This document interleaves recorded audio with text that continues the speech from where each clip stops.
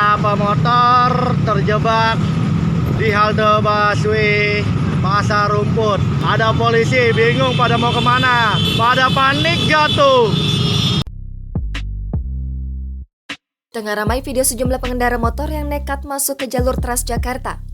Hal itu diketahui dalam unggahan Instagram @jakarta.terkini pada Jumat 17 Juni 2022 pagi. Dalam keterangan unggahan menyebutkan kalau kejadian ini terjadi di arah Sudirman, Jakarta Selatan, tepatnya di dekat halte Pasar Rumput.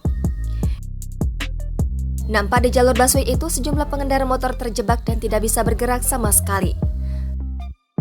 Bahkan bus Transjakarta pun ikut terhalang karena banyaknya pengendara motor nakal yang lewat di sana. Diketahui kendaraan tidak bergerak dikarenakan adanya razia polisi bagi para pemotor yang nekat melalui jalur busway. Sejumlah kendaraan pun kena tilang satu persatu yang akhirnya menyebabkan kemacetan di jalur itu. Padahal terlihat jalur di sebelahnya nampak lancar walau sedang dalam kondisi ramai. Video yang direkam oleh pengguna motor lain yang berdurasi 21 detik itu pun ramai ditanggapi warganet Instagram. Ada yang memberi tanggapan seharusnya pemotor tetap di lajurnya, yang akibatnya pengguna busway jadi terhambat.